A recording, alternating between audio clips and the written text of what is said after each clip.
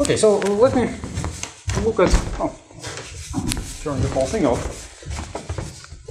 Let me now look at this question.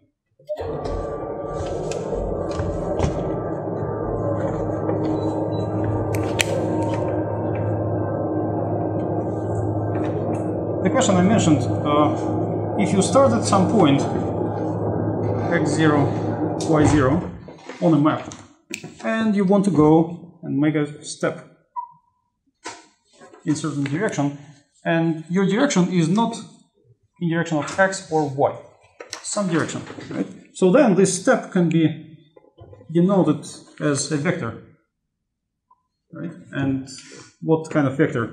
Well, the vector in the coordinates of x and y is going to mean the x coordinate will be change of x, the y coordinate will be change of y, and we can safely call those dx and dy, or delta x and delta y.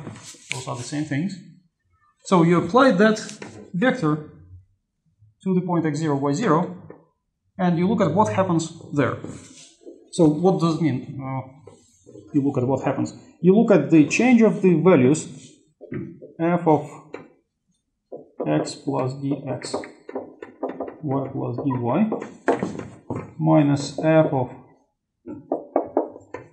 x0, y0, and then x0 and y0 there.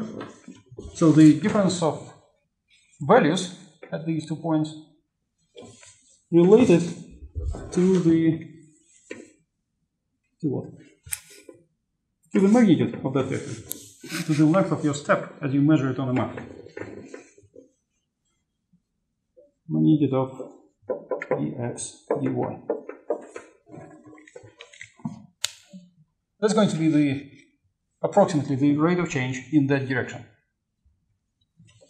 And the good thing about this quantity is that it can be easily expressed using that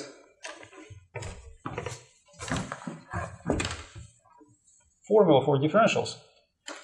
So as we replace the difference of values of f with df,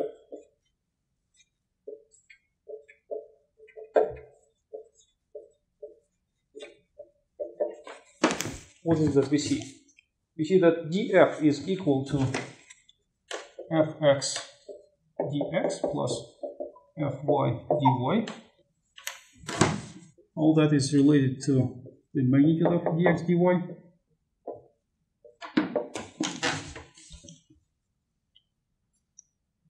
And then we immediately, momentarily, recognize algebraically the numerator as dot product, yes. Isn't it? A dot product. So how do you put things together? How do you like them to be together? Making two vectors and dot product between them. Partial. So you put partials together, of course. And you put dx dy together. And then dividing by the magnitude of dx dy makes perfect sense. Because then the dot product with that vector divided by magnitude of that vector is component of the vector fx, fy, of the vector made by partial derivatives in direction of dx dy. Is that any special direction? Well, that's exactly the direction that we follow, right?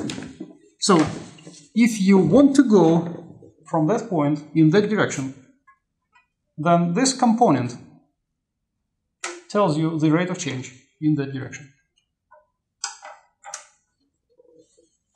And that not only gives you a computable value, it tells you, hints you, that this vector has some importance. If you take, well, we never did this. We never put partial derivatives of a function together as a vector. And now we do.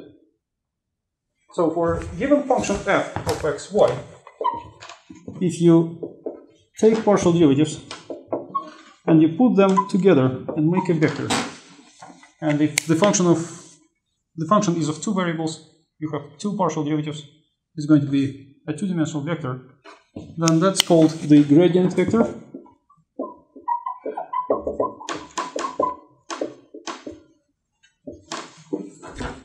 And that is actually considered as the derivative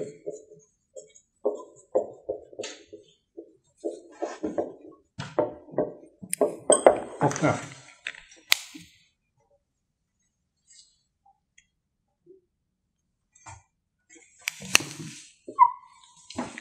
Why do you think it should be considered as derivative? What should be a hint? Why is that the derivative?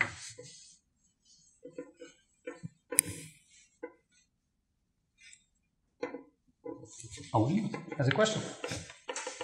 I'll tell you tomorrow.